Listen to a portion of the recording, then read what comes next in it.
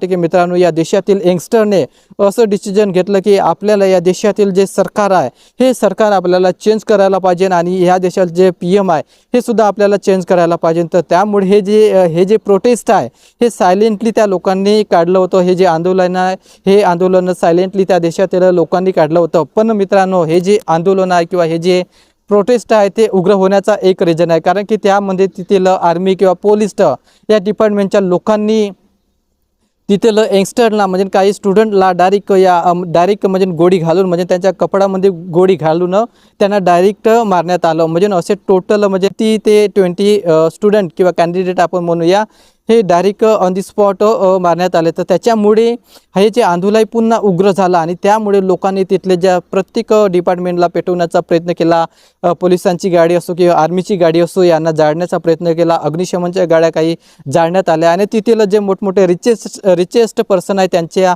बंगल्याला सुद्धा आग लावण्यात आल्या आणि त्यांच्या बंगल्यामधील चोरी सुद्धा केली। आणि दुसरी गोष्ट म्हणजे नेपाळमधील जे संसद भवन आहे जे पार्लमेंट आहे त्याला सुद्धा उद्ध्वस्त करून टाकलं, म्हणजे तिथे सुद्धा तोडफोड करण्यात आली। तर मित्रांनो बरोबर आहेत ना, जो कोणी जर आपण सायलेंटली काम करत आहोत, सायलेंटली जर आपण आपला हक्क किंवा अधिकार त्या लोकांना मागत आहोत, आपलाच अधिकार आपण त्यांना मागत आहोत, ते जर देण्याचा प्रयत्न करत नसेल आणि उलट तेच आपल्यावरती वाद करत असेल आणि तेच आपल्या लोकांना मारण्याचा प्रयत्न करत असेल किंवा मारत असेल तर मग आपण सायलेंट का बसायला पाहिजे। कारण की मित्रांनो हे आपल्या जनतेचा अधिकार आहे।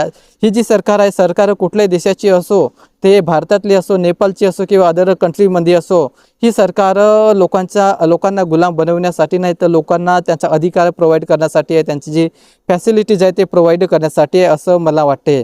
तर यामुळे समजून जा हा जो आंदोलन आहे, हे जे प्रोटेस्ट आहे हे उग्र झालं होतं आणि त्याच्यामुळे आणि ही जी क्रांती आहे नेपाळमध्ये ही क्रांती घडून आली।